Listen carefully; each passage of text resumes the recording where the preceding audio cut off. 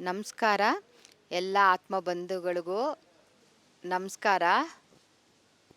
ನನ್ನ ಹೆಸರು ಹೇಮಶ್ರೀ ರಮೇಶ್ ಅಂತ.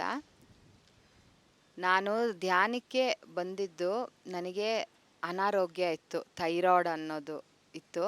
ಆಗ ನಾನು ಧ್ಯಾನಕ್ಕೆ ಬಂದಿದ್ದು. 1 ವರ್ಷ ಕಂಟಿನ್ಯೂಸ್ ಆಗಿ ಧ್ಯಾನ ಮಾಡಿದ್ಮೇಲೆ ನನಗೆ ಆ ಥೈರಾಯ್ಡ್ ಅನ್ನೋ ರೋಗನೇ ನಿವಾರಣೆ ಮಾಡಿಕೊಂಡ್ರೆ.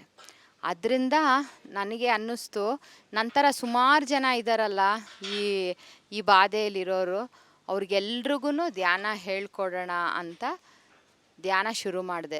ಸುಮಾರು ಜನಕ್ಕೆ ಧ್ಯಾನ ಹೇಳಿಕೊಟ್ಟು ಅವ್ರಿಗೂ ಈ ರೋಗದಿಂದ ಹೊರಗೆ ಬಂದಿದ್ದಾರೆ. ಜೊತೆಗೆ ತುಂಬ ಒಳ್ಳೆಯದಾಗಿದೆ. ಹೇಗೆ ಅಂದರೆ, ಧ್ಯಾನ ಸಂಜೀವಿನಿ ಅಂತ ಹೇಳ್ಬೋದು. ನಾವು ಏನು ಕೇಳಿದ್ರೂ ಅದು ಕೊಡುತ್ತೆ. ಸೊ ಹಾಗಿರುವಾಗ ಇದನ್ನು ಎಲ್ರಿಗೂ ಪರಿಚಯ ಮಾಡಿಸ್ಬೇಕು. ನಮ್ಮ ಉಸಿರನ್ನ ನಾವು ಗಮನಿಸೋದ್ರಿಂದ ಎಂಥ ಅದ್ಭುತವಾದ ಶಕ್ತಿ ಇದೆ ಅಂತ ನಮಗೆ ಅದು ಪರ್ಸ್ನಲ್ಲಾಗಿ ನನಗೆ ಅದು ಅರ್ಥ ಆಗಿರೋದ್ರಿಂದ, ನಾನು ಯಾರೇ ದುಃಖದಲ್ಲಿದ್ರೂ, ಎಲ್ಲೇ ಹೋಗ್ತಾ ಇದ್ರೂ ಗಾಡಿನ ನಿಲ್ಲಿಸಿ ಅವರಿಗೆ ಧ್ಯಾನ ಹೇಳ್ಕೊಡ್ತೀನಿ. ಧ್ಯಾನ ಮಾಡೋರ್ಗೂ ಮಾಡದೇ ಇರೋರ್ಗೂ ಏನು ವ್ಯತ್ಯಾಸ ಅಂದರೆ, ಧ್ಯಾನ ಮಾಡ್ತಾ ಇರೋರು ಕಷ್ಟನ ಇಷ್ಟವಾಗಿ ಸ್ವೀಕರಿಸ್ತಾ ಅದ್ರ ಜೊತೆಗೆ ನಗ್ನಗ್ತಾ ಬಾಳ್ತೀವಿ. ಧ್ಯಾನ ಇಲ್ಲದೆ ಇರೋರು ಕಷ್ಟವಾಗಿ ಹಿಂಸೆಯಾಗಿ ಬದುಕ್ತಾರೆ. ಅದೇ ಡಿಫ್ರೆನ್ಸು. ಅದಕ್ಕೆ ಈ ಸತ್ಯನ ನಾನು ಅರ್ಥ ಮಾಡ್ಕೊಂಡು ಇರೋಳು. ಪ್ರತಿಯೊಬ್ಬರಿಗೂ, ನನಗೆ ಗೊತ್ತಿರೋ ಫ್ರೆಂಡ್ಸು, ರಿಲೇಟಿವ್ಸು ಯಾರೇ ಸಿಕ್ಕಿದ್ರೂ ಪ್ರತಿಯೊಬ್ಬರಿಗೂ ಧ್ಯಾನ ಹೇಳ್ಕೊಡ್ತೀನಿ. ನನಗೇನು ಗೊತ್ತೋ, ನನ್ನ ಅನುಭವ ಎಷ್ಟಿದೆಯೋ, 12 ವರ್ಷದಿಂದ ಧ್ಯಾನ ಮಾಡ್ತಿದ್ದೀನಿ.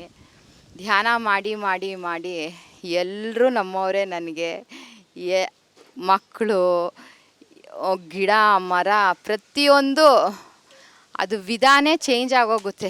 ನಾವು ನೋಡೋ ವಿಧಾನೇ ಚೇಂಜ್ ಆಗೋಗುತ್ತೆ. ಸೊ ದಯವಿಟ್ಟು ಫ್ರೆಂಡ್ಸ್, ನಾನು ಮನಸ್ಸಿಂದ ಎಲ್ರಿಗೂ ಹೇಳ್ತೀನಿ, ದಯವಿಟ್ಟು ಧ್ಯಾನನ ಮಾಡಿರಿ. Very simple. ದುಡ್ಡಿಲ್ಲ, ಕಾಸಿಲ್ಲ, ಎಲ್ಲಿ ಬೇಕಾದ್ರೆ ಕೂತ್ಕೋಬೋದು. ಪತ್ರಿಜಿ ಸರ್ ಹೇಳ್ತಾರೆ, anywhere, any place, any time. ಏಕೆಂದರೆ ನಾವು ಉಸಿರಾಡ್ತಿದ್ದೀವಿ ಅಂದರೆ ಜೀವಂತವಾಗಿದ್ದೀವಿ. ಆ ಉಸಿರನ್ನ ಗಮನಿಸೋಕ್ಕೆ ಯಾವ ಮೈಲಿಗೆ ಏನೂ ಬೇಕಾಗಿಲ್ಲ. ಕಬ್ಬನ್ಪೇಟೆಯಲ್ಲಿ 12ನೇ ಕ್ರಾಸ್, ನಮ್ಮ ಕಬ್ಬನ್ಪೇಟೆಯಲ್ಲಿ ಧ್ಯಾನ ನಡೆಯುತ್ತೆ ಡೈಲಿ 5 to 6.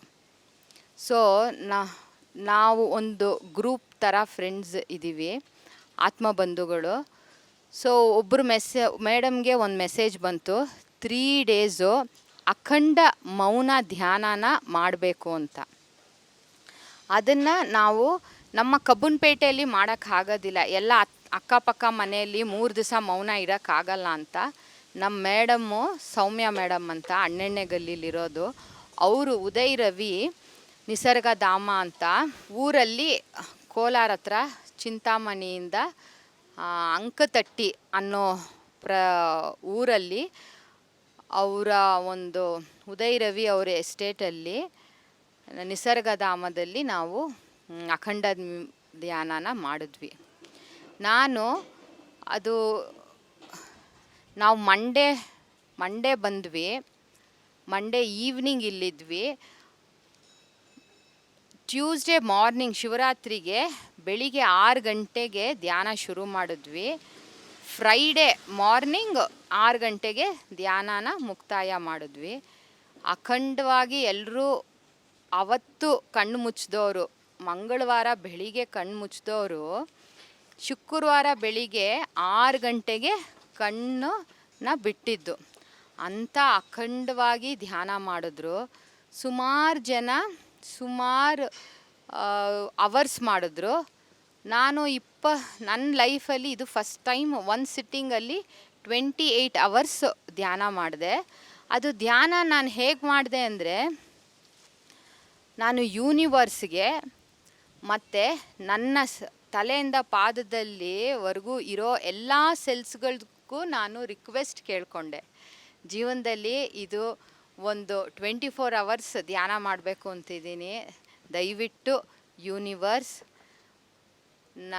ಮತ್ತು ಪ್ರಕೃತಿನ ನನ್ನ ಒಳಗಡೆ ಇರೋ ಕಣಗಳಿಗೆಲ್ಲದಕ್ಕೂ ಒಂದು ರಿಕ್ವೆಸ್ಟ್ ಕೇಳಿ, ಬೆಳಿಗ್ಗೆ 6 ಗಂಟೆ ಕಣ್ಮುಚ್ಕೊಂಡು ಧ್ಯಾನ ಮಾಡೋಕ್ಕೆ ಕೂತೋಳು.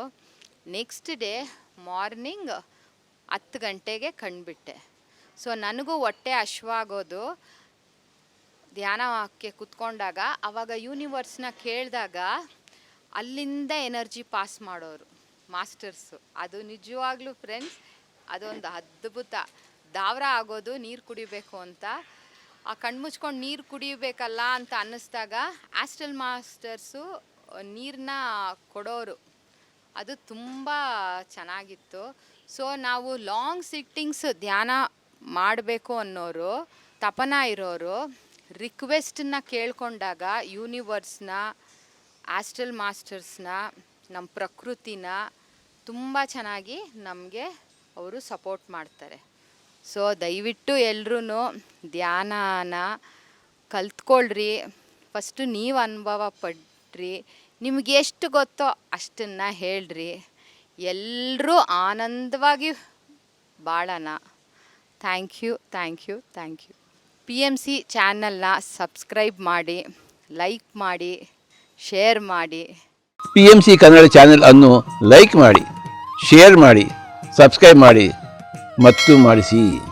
ಎಲ್ಲರಿಗೂ ಧನ್ಯವಾದಗಳು.